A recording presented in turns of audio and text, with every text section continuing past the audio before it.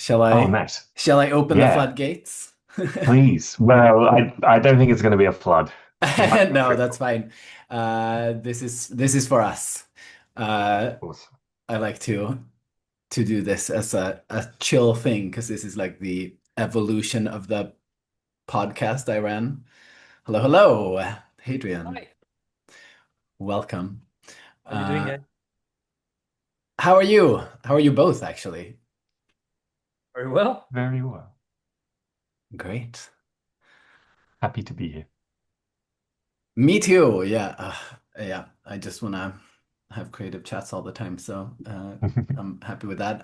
Hopefully, you're getting notified that this is recording. Um, I do post a recording back later to YouTube, but the way I did it last time is I only included me and the creative guest so that I don't have to get written permission from other people. So. Nice. Good idea.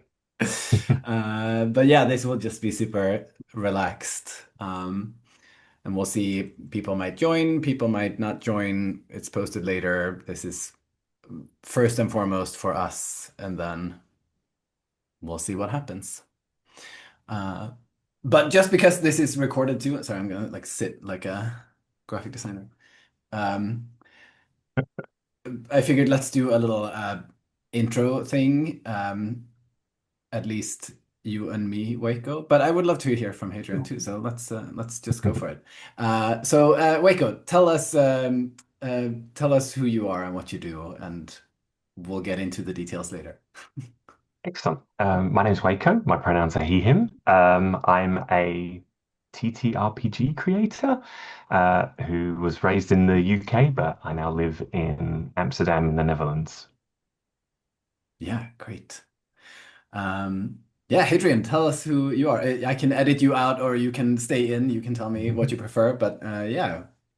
Well, you can decide. I'm fine with that. My name is Adrian. I'm French, born in France, worked in six, seven, eight countries.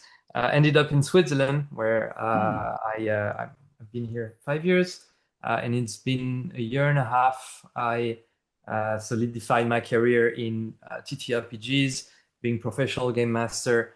I published my first adventure last year. I've just received another order from Tuesday Night Game, so my first adventure is doing well, and I'm Great. currently writing my first long zine.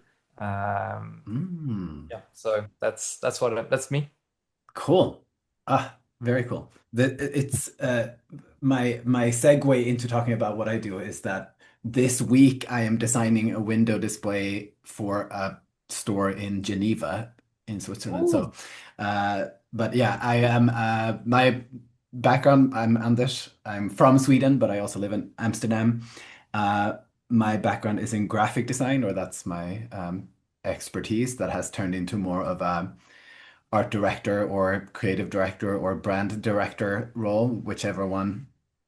Recently, I've just called myself a creative consultant because my work is so broad, but I work within branding, especially identity design or visual identities, and also a bit of what my husband calls brand therapy, where I just help people kind of pinpoint what's working well and what's not working in their branding.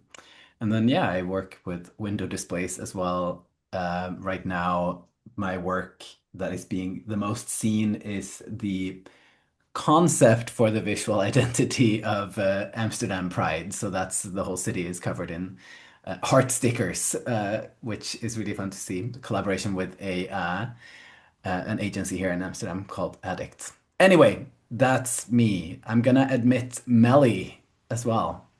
I Oh, have assumptions it's, about which Melly it's a, might be joining. there's a little bit of hometown support there. I love this. Mhm. This Oh, is. when you can, I'd love you to tell me where or which boutiques so I can go and see your work. I live in Geneva, so Oh, really? Okay, so and my we have friends who live in Geneva too, so maybe who knows, you might have met them or know them. But the brand I do window displays for is Gant, so very Americana and preppy. I Yeah. don't know which store this is, and I might not be able to or allowed to even say at this point. I don't know, but it's not a Gant store. It's somewhere else. But they do have a store somewhere near Geneva, but I don't think it's in the city. Okay, okay. Uh, Yeah, cool. I it's a think really nice city. I've been twice now, three times, twice, three, something like that. It's easy to live in, so yeah. Yeah, yeah, very international, very beautiful. Bit of a shock to go visit there from Amsterdam, where you're like below sea level and you go visit friends who are avid hikers. You're just like, I may not do well here. I'll say a little hello to Melly and to iPad who has joined. We shall see who it is. the iPad. There's no pressure to join on camera or microphone or anything. Feel free to write things in the chat. Tell us who you are, where you are. Um, so the idea, if people pop in, you can just basically like, yeah, come say who you are, and I will point to you if you want to. But this studio hour, this is just the second one I'm doing, and basically I just really wanted to talk to other creatives about mostly creative process. I think this is what I love chatting about all day long, and every time I have conversations with creatives from like vastly different fields or similar, I'm always very fascinated by the overlaps and the ways you can kind of find common ground in just the act of some form of artistry.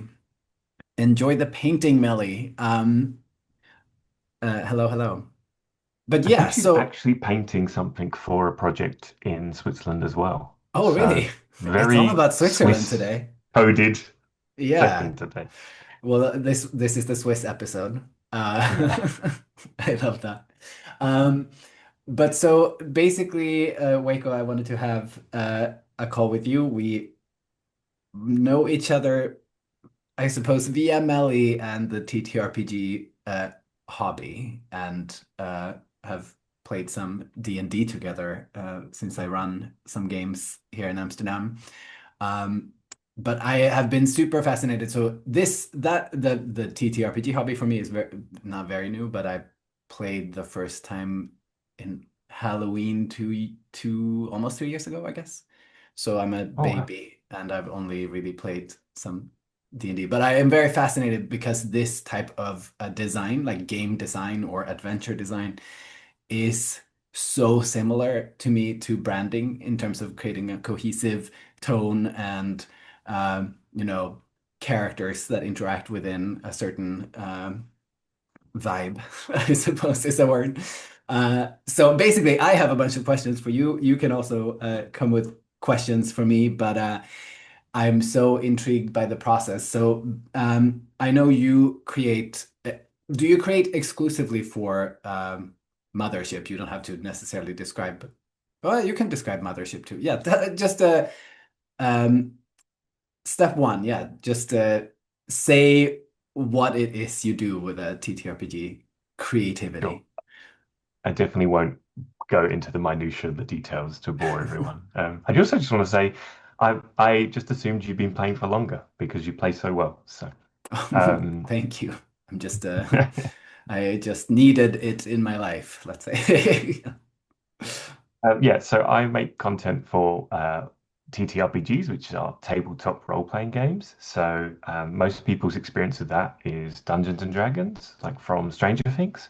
I make content exclusively for a different type of game system called Mothership, which is a kind of sci-fi horror. And it takes a lot of inspiration from the movie Alien. So it's a lot more grungy, and typically in Dungeons and Dragons, you're like a hero, whereas in Mothership, you're almost more like a horror movie victim. You know, it's just a cascading series of events going wrong. Um, yeah, and that was actually one of the questions I wanted to have for you was because I make all my content for Mothership, I realize that there's not a lot of redundancy there. Many TTRPG creators make content for other game systems.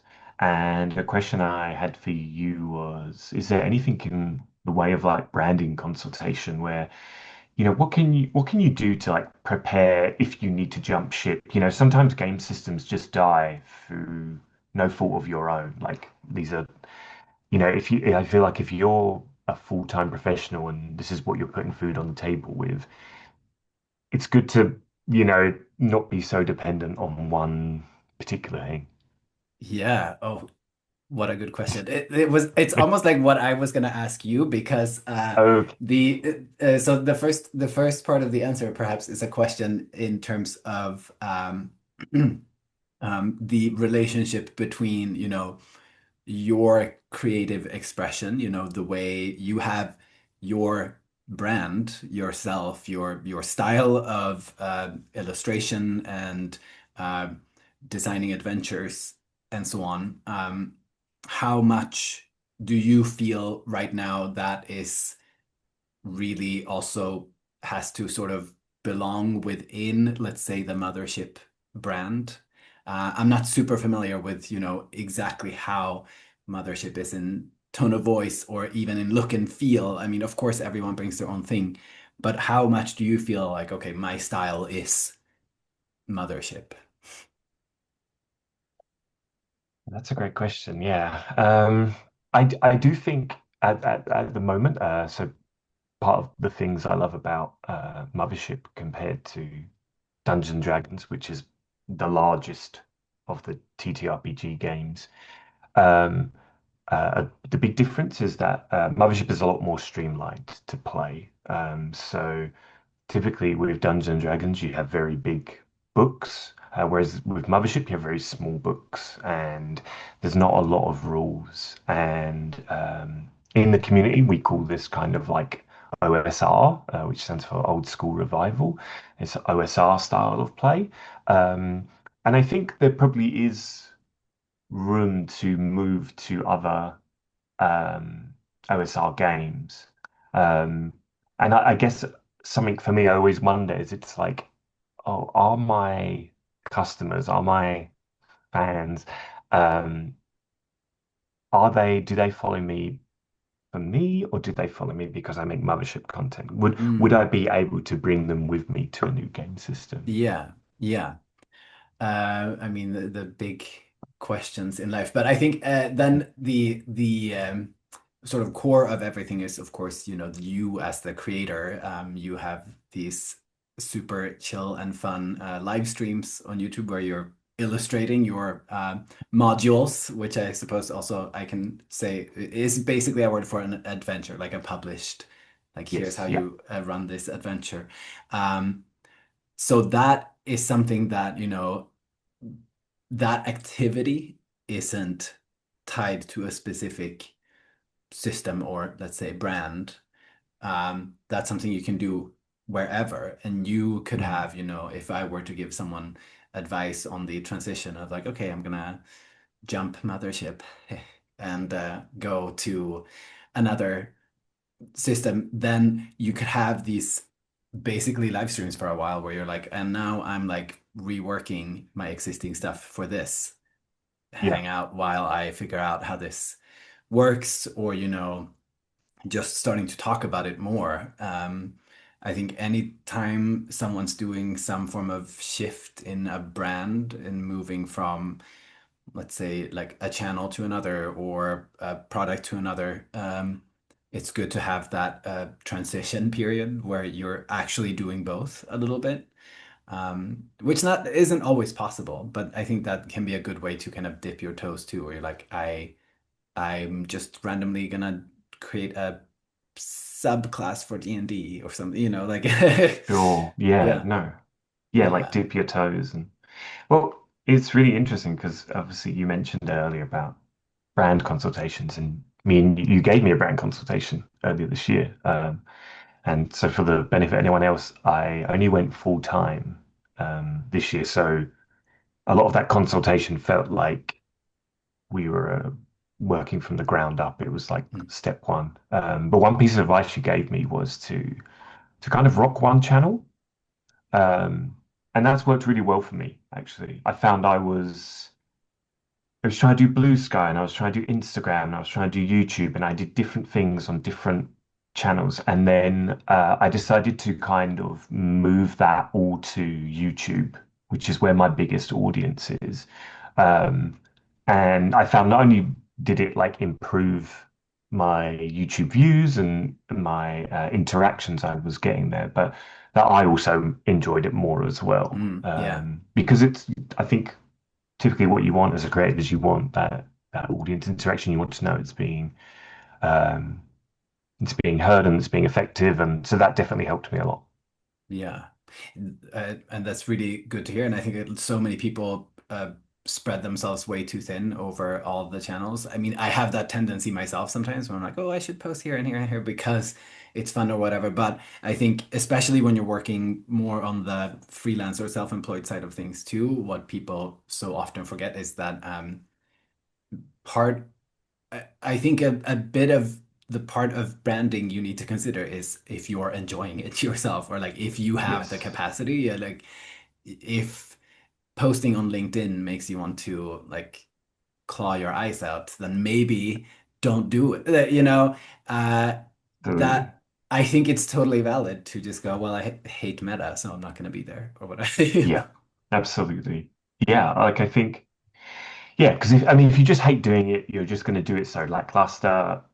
You're Yeah. just going to come to dread it. And there's not really many perks to being a creative full time, so you should at least make it so that you don't hate doing it. Yeah, yeah, no, it's so true. The admin can be fun and awful. Adrian, I saw you like unmuted yourself for a sec. Did you want to add something or ask something or?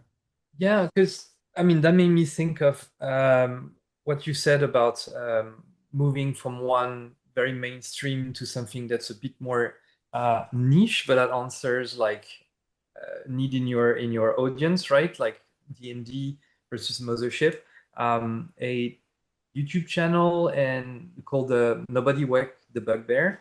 I don't know if you've heard of these guys. So they started as like a Dungeon and Dragon like premium Hmm. streaming, not streaming, but actual play service. And they said like recently in a video, like I think they made their 1 year since they anniversary since they transition, and they were like nobody listened to us on Dungeon and Dragon, and I know like they were putting so much effort in everything. And with Mothership, I think they like saw a bit more success, but themselves as well. And yeah, like and that transition they made, as you said, Anders, like a few episodes here and there, and then as they saw that the audience was solidifying there, they just made the whole transition, and they solely do this now, from my understanding. And it's a good, I think, example as when you find yourself as well in a system or an idea, community, and then it just you have an audience that feels that and just follows you. And I started considering Mothership more seriously or to go into it, ordering my first rule book when I found a video from Waco, like back in the days. And I was like, oh, he explains this so well. And it's a lot less intimidating now. Like the drawings are cute, but also gritty and also like still grungy. And that was a nice introduction. And yeah, so that was this for me. And I think your like your way you explain things would transition to something else as well. So as long as you're passionate, like we can feel you're passionate about Mothership. So if you were to do something that you really, really enjoy, but it's about pirates or cells that divide themselves in a system, and you're still passionate and you explain the way you do, like I would be interested. At least then it depends how well that system fits with me, but at least I would give you the credit of okay, that's worth listening to. For yeah, so that Yeah, was what I had in mind. yeah, totally. And Thank you. so the two things I'm thinking of immediately is that a really attractive thing for people, and that I think is really hard for brands to emulate, especially larger companies and so on. But when someone's doing something they really love, that is attractive. If you can tell that someone is showing up because they want to do it, or that there's you get to see the excitement that the person or the brand or creator or so has. That's a really positive thing. So, and then I think also inviting people into the process. So, like you're saying, with how Waco is explaining how things work, I think Waco, you also have a way. I haven't watched all of your live streams, confession, but I was in one of the Oh, I mean, live recently, and I hours of boring content. no, but it's great. I mean, I do love having actual humans, even if it's like a small screen next to me or something. But the other day when I was participating too, what I believe is a huge strength too for a creator is to invite people into the process. Now I don't even remember who talks about this, but I suppose it's a well-known enough fact that people believe in things that they co-create. So if people have a say in the process, or if they feel they have agency, or have helped, I don't know, create the product, it's easier to get the buy-in. And so, for example, you have in your live streams, you go, people suggest things while you're drawing characters, or you're bringing things up, questions and inviting people in. So that lowers the threshold so much. And of course, someone's going to want to have a copy of the adventure you're making if they know that a monster has extra teeth on its hands because they were in the live stream talking about it. That's Um, exactly what I want. Yeah. Like I love to give the impression that's true that like I am a guy in a bedroom who is just and as opposed to there's so many like professional TTRPG kind of companies, and to be I feel like even in my artwork I'll try not to use like any like straight line tools, like everything is hand drawn just because I really want it to, and it I figure I can never look as good or as polished as those other things out there. And just a bit of my background for those who aren't aware, like I didn't go to art school. I didn't do art in school. And I've only really been in the TTRPG scene since about 2016. And I mean that as like a player. But in terms of like actually making TTRPG content, it's only been like 3 or 4 years. And I feel like every time, such is the lack of my experience or skill, that every time I make something, I can see an improvement because we're just at that lower end. So I figure at least if I can't look as professional, I can at least show myself um, in the work. And I, yeah, so I like to give that impression, but then I think actually this is something, um, a conflict I have is sometimes I worry that uh, the main way I make income is through crowdfunding. So quite often I will start a crowdfunding event on like maybe Kickstarter, and I'll say, hey, I'm gonna write this module and it's gonna be about an underground prison, and there's gonna be like an alien gas, and uh, ideally people will say, hey, that sounds cool, I'll back that, and then I go and make the thing. And I think that's such a big ask of the consumer to say, hey, give me your money now and just trust that I will make this thing. And so I like that I'm quite amateur and that I'm so approachable. Like if you have a question, you can literally just come in the stream and you can ask me that right there and then. I also worry sometimes that, oh, if I conduct myself in a more professional third person kind of company way, um, would that make people trust me more? Would that invite more pledges and stuff like that? And so mm, that's a kind yeah. of dilemma I have. Yeah, yeah. I think that also just is different from person to person or company to company, because with this type of process, you already have something to show for the fact that you have uh, asked people for the money up front and then made a product for them. So already you have that trust that you can stand on. And I think also what's too easy to forget for us creators is to remind people of what you've done, or like use it as a like, look, I've done this.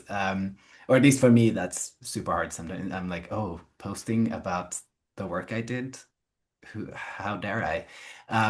But that's one way to just, if you're trying to build trust, you have that to back it up. Um, I think also, I mean, it's so tricky to have these, there's never an exact answer, but in terms of the field you're in and the type of audience that you have, I don't necessarily think the approachable one guy in a bedroom strategy is a weakness.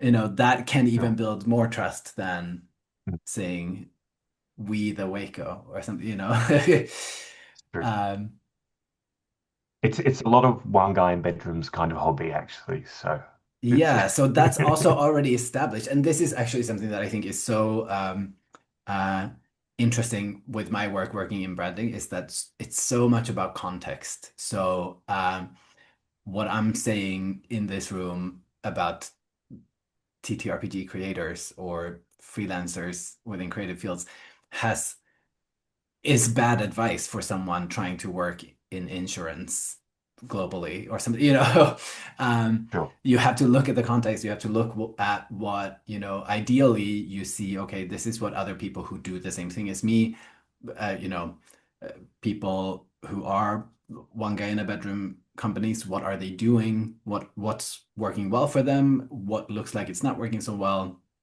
What would I actually like to do that they're doing, and what do I think looks awful? Not visually, but um, and then looking, that is really helpful. So just having that constant, and I'm sure you're doing it even subconsciously, just analyzing a bit, basically um, what people are doing within your field, and then, of course, looking outside of it is also helpful and just seeing. I'm actually right now for myself because I am in that sort of phase now with my own company where I'm trying to grab bigger projects because I know enough freelancers around me that I could brand a very large company.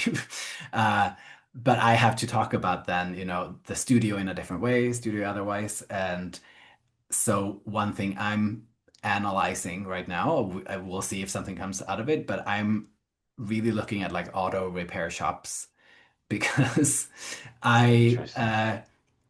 my whole kind of ethos is to do as little as possible and to keep things running as long as possible. So, I believe more in a brand refresh than a rebrand and those things. And I believe more in the little tweaks where you're like, okay, well, if your brand feels outdated, maybe we change one font or we change one color or we change the style of photography or illustration, but we don't throw everything out and start again because why? A lot of things are going to work.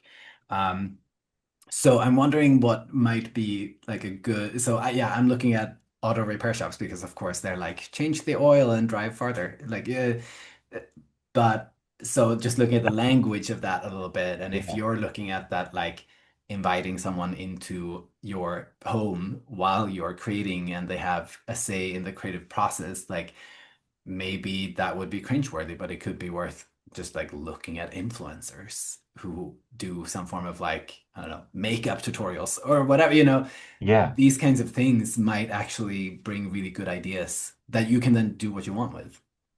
Mm. I definitely think you're right. Like, I know when even as a consumer, when I'm just like scrolling reels on like Instagram, and you sometimes get drawn into someone doing a very mundane thing, and then you see them again another day and stuff like that. Yeah, I think that's a really good idea. I think sometimes almost feel like the term influencer has like a kind of bad aura attached to it, but actually, like, yeah, I think there's some good lessons there to learn. Yeah, and Um, and oh, sorry, go ahead. no, no, sorry. I was curious about where you said looking for sort of bigger projects, because I kind of have this idea that you always need to be trying to do something bigger than you were before. And I mean, obviously for me, I only just started full time this year. Um, and I guess the question is like, how do you know when enough is enough? How do you know? Mm, Is it okay to stop yeah. somewhere? Is it, Yes. is it possible to bite off more than you can chew? And, I mean, I definitely think so. I think, the reason I am talking about that is that that is something that I'm excited to try. Just and not in terms, I have a very clear idea that I don't want to hire someone. Like, I mm, don't want to have an intern or a junior designer. I want to, if I do something bigger, it's gonna be, you know, three freelancers together or something, and it's not gonna mm, be. Um, yeah, I think it depends on what type of client, I think that's also perhaps our work differs a bit because I have more of that. In a way, my work is B2B, and I think, mhm. and correct me if I'm wrong, but in your work, there's also the B2C because you're creating a product that a consumer can buy. Yes. Mhm. Um, Correct. Yeah. and I think the all those steps, I think, should always come from a desire to do, it doesn't even have to be called the next step, but it could be Mm, another thing of like, well, I've I've done a small visual identity for a solo entrepreneur now. I would like to make an ad campaign for a medium-sized business in Amsterdam just so I can see cool posters that I made in the street or something. Um, those are the kind of steps. And for you, I mean, I don't know what that would look like, but I think there's such oh, I might take like let you speak and look if I can find a book again, but there's a book I read sure. once that's it's an okay book, but the ideas are really good and it's about staying small and not having a growth mindset. Yeah, that And makes that sense. doesn't have to mean that you should make less money or that you should Mm, stagnate, but there's this glorification of growing companies in terms of numbers of people. yeah. That's never It's been attractive to me for myself. I feel the same way. Like, yeah, that just growth for the sake of growth just sounds like a great way to like burn out. Like, I Mhm. also currently have no desire to make a Waco Matrixo publishing and have and be in an office building and have subordinates and stuff like that. Um, but I mean, there are definitely I can talk for a bit if you want to. You said if you needed me to talk Yes, for, I yeah, can. go Yeah, for it. no problem. We both I can can. jump in as much I as you do want. have a big project coming up or ways that sort of represent growth for me. So, um, in a couple months, we have a big crowdfunding event called Mothership Month. This is a crowdfunding event that's run by the people who own Mothership themselves. It's They do it once a year, and this is the second one. And I wasn't able to take part in last year's one. Um, so I'm taking part in Mothership Month this year with two projects. One of them is a collaboration with 20 other creators. We're all kind of writing a kind of page of a module each. Um, and I wanted to do that for just to. There's a lot of people on that project who I kind of respect and admire, and so I just like the idea of having my name up there with them. I also love the idea of just being in a place with them creatively where we can go on Discord and we can say, "Hey, I really liked your thing about this. I wonder what would happen if this happened." And because as a solo creator, um, you really do, you spend most days by yourself. It's quite hard to, even if other people aren't directly giving you the other ideas, just sometimes having to explain your ideas to other people makes your kind of synapses fire. Um, so that's an expansion for me. That's some growth for me. And then something else that feels like growth for me is normally the content I make is what we call like trifolds, so little leaflets. Um, and a minimum requirement for Mothership Month this year is what they call zines, but to me, a zine can be anything, whereas but they're more specifically talking like an A5 booklet with about 20 pages. I've never actually produced that much content in one time before. So that's been already, I'm finding that a different kind of challenge. Like I had to do a lot of writing for that, whereas normally I would kind of write a little bit and then do a bit of art and stuff. Whereas writing this, it was basically like writing four modules in one. Um, and I do have loads of questions about crowdfunding, but I'm also aware.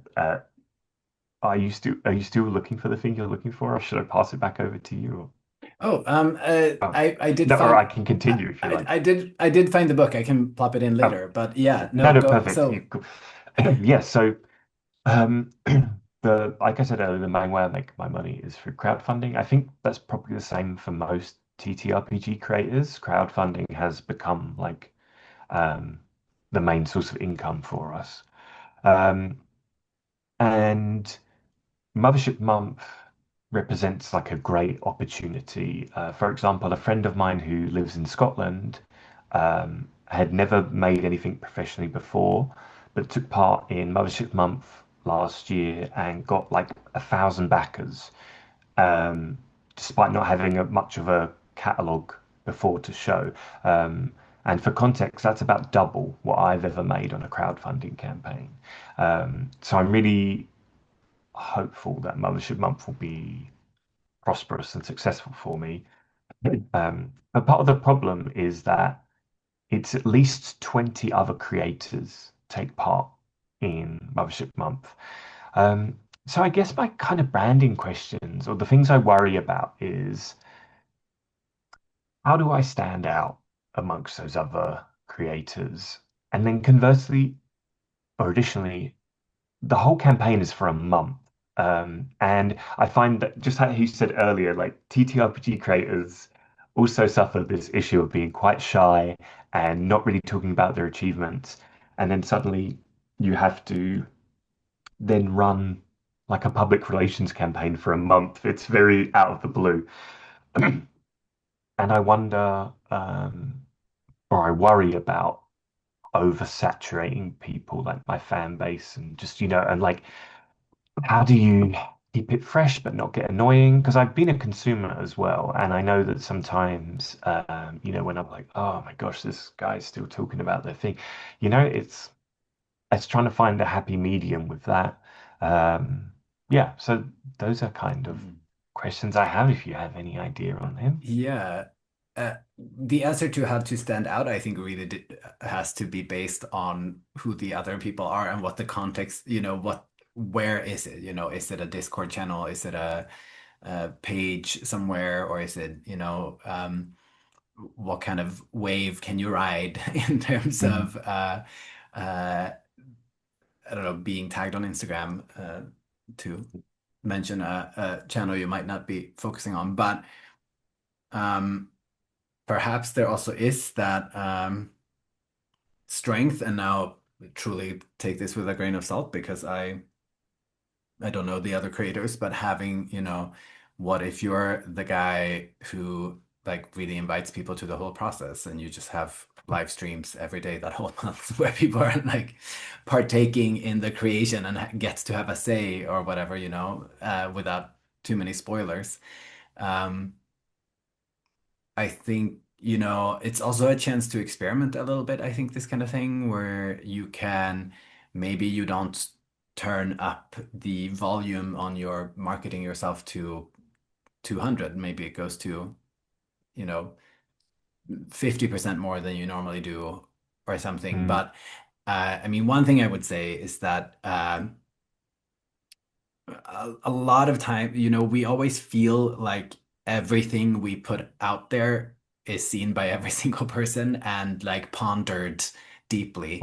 Um, where the truth really is that people probably missed, I don't know, X% of things you posted, or, saw it but didn't like stop and, they were getting on the train, so they decided to come back to it later and forgot. So repetition isn't a bad thing, and this truly is a reminder to myself too, and that to remember that people I mean, first of all, people understand that you're running a business and want to market yourself.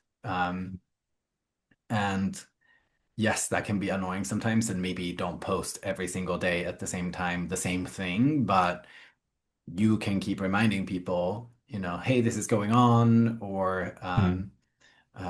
yeah, that kind of thing, which reminds me that like towards the end of this, we should tell people where to find us and give us lots of money. Uh, but yeah, so I think, I think there are so many cool things you could do. It's a whole month that basically is this platter of potential experimentation for you as well, where you could test, um, Mm.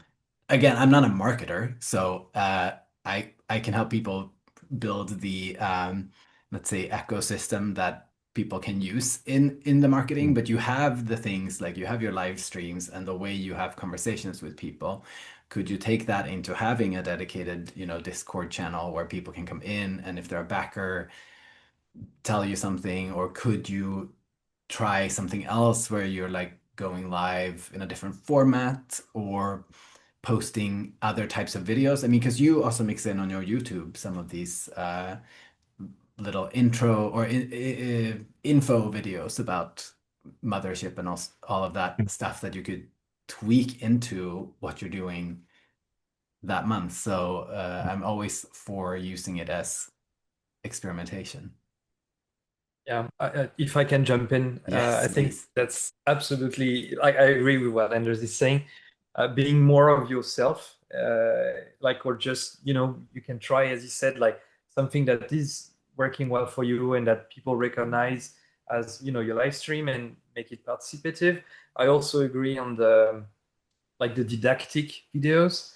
If you make a little something like a new mechanic or a new nugget that you're pushing out in your module, and have it like, oh, have you ever wondered how this would work in Mothership? How about this? And you can make a very short, like minute and a half video in your style, like you do, and like yeah. And to answer that question, I'm actually launching that module, and it's just it works as well. It's not too salesy because people will have the information or the answer to your question, and it's like if you like the sound of this, you can have more of that in one of the three modules and developing. And it just works. It just makes sense. It's you, and people like if they are here for your content, they will likely be happy about this. If they're not happy that it's like slightly advertisement as well, they would never gonna buy anyway. So that's my take. So Yeah. Yeah, no, it's really true. So I have on my uh now I've ended the podcast, but I had one called How Creatives Work. And I have a really great episode with a woman I've worked with on multiple projects. Her name is Krista Nyberg, and if you see that episode, she's such a smart person who like leads creative projects and is really uh, such a creative powerhouse in general. Hello, Krista, if you ever see this. She talks about how when you when you are a working creative, you have to immediately accept that you're in a commercial space. Like you're in a, you know, horrible word, but it's a capitalist. You have these like, okay, well, I'm gonna work with this. That means that I am marketing or I am working with other people who might need me to tailor things a little bit, and on the positive end of that spectrum, I think there is that understanding that when people see a working creative, they understand, at least other creatives or people who want to buy this kind of product have the understanding that you're not just sitting at home constantly being like, I am artiste. Or so, uh, you have to actually I've this was a little aha moment for me and I haven't used it so much, but I'll talk about it and then maybe the idea will fully form. But I was thinking about it maybe earlier this year or last year. I'm like, marketing comes from the word of market. If I can just like imagine it as an actual little almost like a Christmas market or something where people have their little stands or something, like at a con or Mm. uh, an Yeah. art market. And it's like how does that change what I think I would put on my table basically for people to see in the virtual world? I feel like I've truly like walked in a different direction here with conversation, No, but I don't know if not at any of all. that makes Like sense. that, it does, and it's always helpful. And I even want to go back to your point where you said about because you struck a chord with me just a moment ago when you said about there's sometimes this belief that when you put marketing out there that you think every one of your followers sees it and considers it. Um, and I can say I realize now that I've definitely had conversations with people who I would say are in like my top 5% of customers. And I'm not saying lots of people like this, but there are some people who say to me, I love everything you make. I'm going to buy everything you make just on trust and principle alone. And that's a small percentage.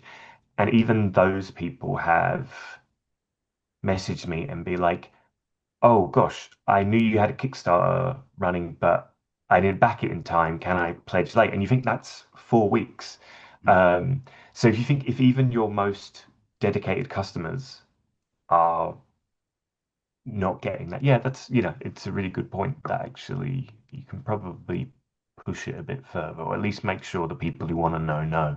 Yeah, and I th that is Mm, it is one of those things that is also actually a little bit more of an art than a science because mm, everyone's audience is different. And I mean, the most helpful way of getting to know what they want or resonate with is to talk to them or to test things too.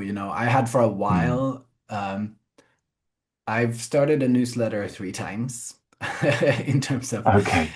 reaching my audience. Um, the first one was great, and I always got Mhm. these. And it wasn't so much I want customers, but I wanted to get ideas out there and start conversations about identity design or graphic design. And the first version of this newsletter I had was so great. I always got long responses and had conversations back and forth with people. It was great. And then after a while, I was just too busy, paused it for a while, and then revived it, and like nothing. Like I had the same mailing list. I had the same topic, and then I think just like the break meant that people, I don't know, moved on. And then I Wow. tried to start a third one that was a little bit more like towards potential clients, and that also just like wasn't a thing. But then, you've tried things and you see what actually resonates, and I think it needs to resonate both for the audience and for yourself. Mm. There's a It- like personal branding guru I follow whose name just escapes me. I'll post him later too. But oh, Chris Doe. Sorry that I said you were cringeworthy, Chris. If you see this ever. No, but it's like that super visible personal branding of like this is how you get yourself out there. And I listened to one of his videos. They are really useful. And he was talking about how what is it? He said he's like when you're desperate, you're repulsive. Mm. Like that's Oh, very okay. harsh, but at the Mm, same time, I think that the truth is that if you are creating marketing or content because you have to, but you are either just like desperate for the work or you're just doing it because you have to or because you feel you should, uh, it people can tell there's just something in the mm, spirit of it that sure. falls flat. And I'm not saying like everyone needs to always be like overjoyed at writing another caption, but I think it's good to pause if you start realizing like, oh, I've been um, like writing newsletters to get backers and I am not energized and it's not working, then maybe trying to do it a different way. Maybe it's time for that. Yeah, I did my first newsletter this year. Um, and my logic behind it was obviously I'm super dependent on YouTube and all of these like services like Meta and Google. Um, even if you take aside the political context or the political situation, which seems can change at any moment these days, sometimes even these services just make mistakes for no reason. And a classic thing on YouTube is YouTubers getting banned with no strikes, just for no reason at all. And it's because of some Yeah. error, it's like a copyright thing or something like this. And so a piece of advice I heard from a CGP Grey video was to like your mailing list is like your backup. You know, it's the one true method where you can speak directly to your viewers, customers, fans, whatever. And yeah, so I wanted to have that backup, but then I also kind of I didn't realize that now, sort of like being in the EU, it's not just a case of you can't just have like a list of emails. You need to like give people the chance to opt out. But I was able to kind of curate my mailing list from my first Kickstarter. Yeah. When I sent out the surveys for the addresses, I just added a thing which was like, hey, would you like to be on my mailing list? I didn't even have a mailing list at that point. And then like a year later, I plugged all that into Substack. And so I have that now, but yeah, it feels odd because it's a newsletter, but I kind of don't really intend to maintain it. So we'll Yeah, yeah. see. But it's like a contact list basically. Yeah, yeah. But there's another book I intend to read that's called, I think it's called Do Right. That's about how a newsletter is the most powerful marketing Oh, really? Okay. channel. I think it's actually a little more fun too. I mean, so for me, the most successful channel in general for any form of marketing is always word of mouth, and it's always been like I have maybe gotten one client from Instagram once. Um, Sure. and otherwise, yeah, LinkedIn too has worked quite well for me, but most of the time, not because of my effort. It's because someone else just like, oh yeah, talk to that guy. And so it's technically word of mouth, but on LinkedIn. And Sure. so uh, because I think it's so much easier to get like I am much more excited to talk about my work face to face to people like here or in spaces. I have a lot of my work is locked behind non-disclosure agreements, or Mm, a lot of my work is so ingrained in like a team of 12 that it's hard for me to showcase and say I am the one who created this. And a lot of my work is talking to people and, listening, figuring out what the problem really is, or like what the world you're trying to build is. So I found that for me, it's much more helpful if I can just meet people. So, I go to events and so on, but that is also why emailing was helpful because that starts conversations. Um, but it's, yeah, I mean, of course, it's work. Absolutely. Yeah. Yeah. I never considered that because I haven't really spoken about it much, but like, so I animate, like, I'm an animator. And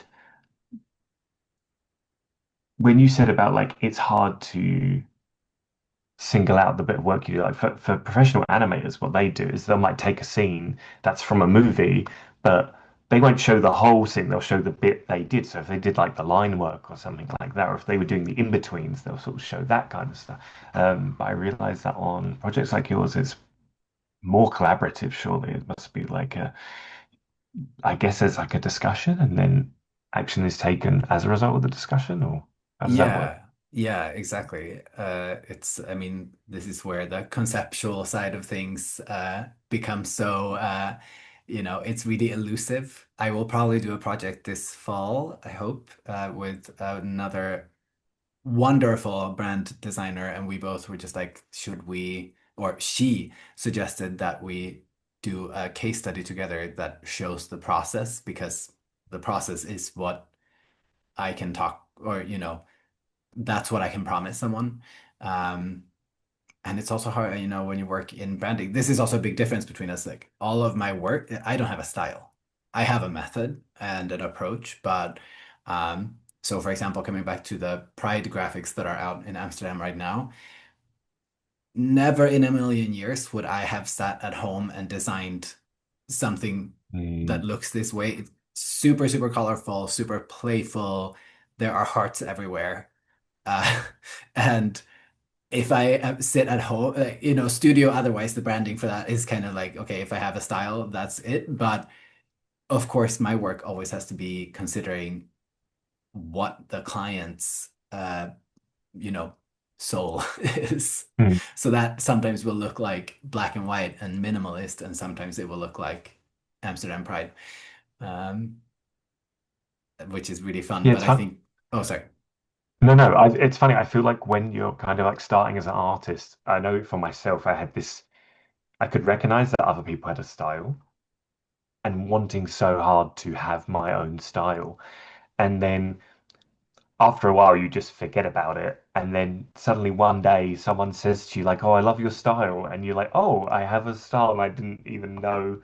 You just kind of get Yeah. it. I mean, I think it's And like that, once you and, stop and that's looking when you for like it, you should get it. remember, and I never remember, but that's when you should remember to ask someone to tell you what that is. It's like, okay, so what was it? That's a What great is it? exercise. Yeah.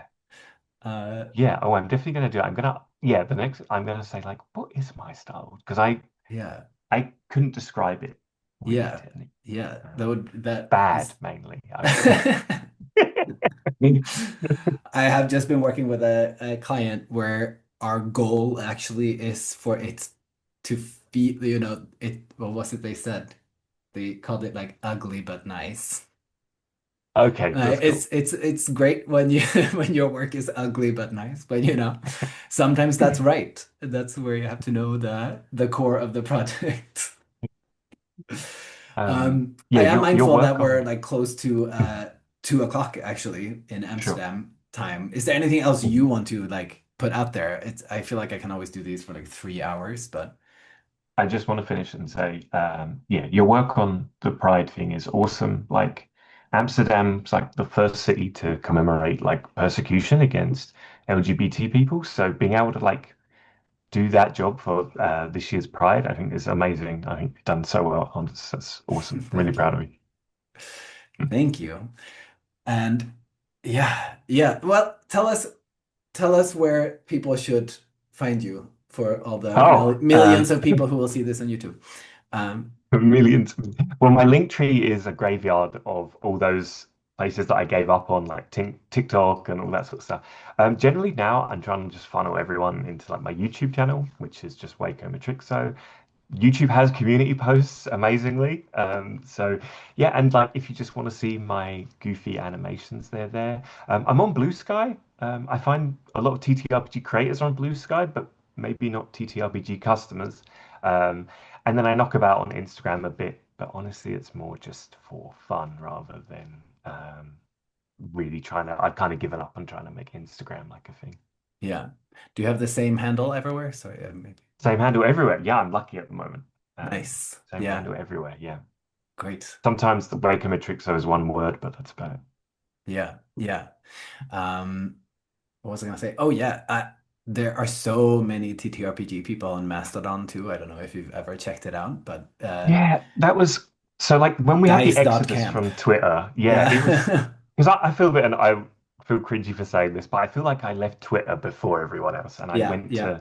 I was like, I'm going to make a home in Threads, and the other people were going to Mastodon, and I wish I'd gone to Mastodon instead now. You So can, I yeah, mean, there's no rush.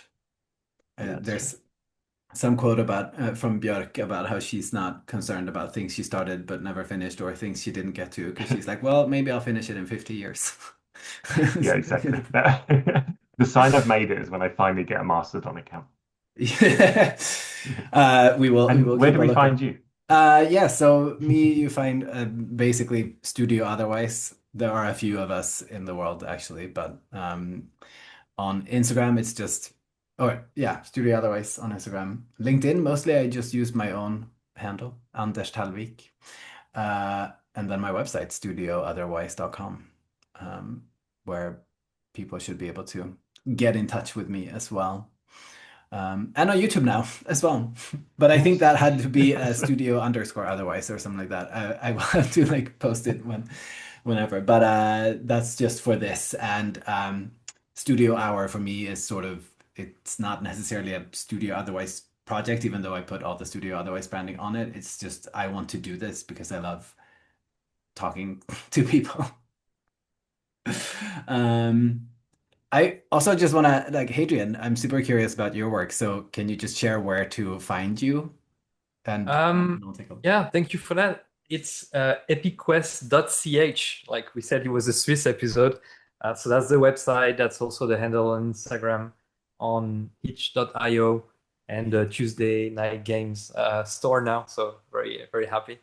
But yeah, um, that's me. Same like a lot of things you said resonated, and I didn't want to interrupt. But yeah, with the like when you put yourself out there, the Instagram, it's a little bit.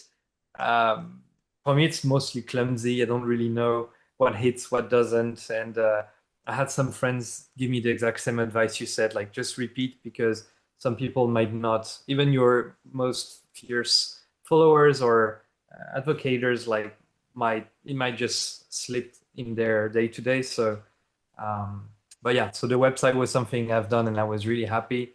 And the Hitch.io is where most of what I do will be. Yeah, cool, nice. I realized I want to give two recommendations for like good inspiration Instagram accounts for people who want to uh be bolder with reminding people about what they do. One is called Fuck Being Humble, and another one is Yeah, I called tried not to cuss for the whole hour. I was doing so good. I didn't oh know what the yeah, vibe was. this is I've been cussing a this whole time. cuss-friendly space. Awesome. Let's Fucking see if I can great. find the other one. I think it's called My Daily Business. Yes. Lovely Australian business coach whose advice I actually think is really helpful. And then I won't forget to recommend this book, Company of One, it's called, by Jarvis Paul Jarvis. Jarvis Paul Jarvis. Okay. We've now said his name many times. A good book for those of us who don't want to go global. Like Beetlejuice, you said it 3 times, gonna pop up in the street. Yeah, I would love to work with him. Let's manifest that. Okay. Exactly. Next guest on Studio Al. That would be great. Yeah. Oh, I don't know who's next. We shall see. This is what I But look forward to. thank you so much for joining. I'll see both of you in Waco's live stream chats soon. I'll post this in a few days on YouTube as well and share on Instagram. Thank you, Melly and iPad for joining. I don't know if that's also Melly or someone else, but great to have the company. Thank you Um, so much.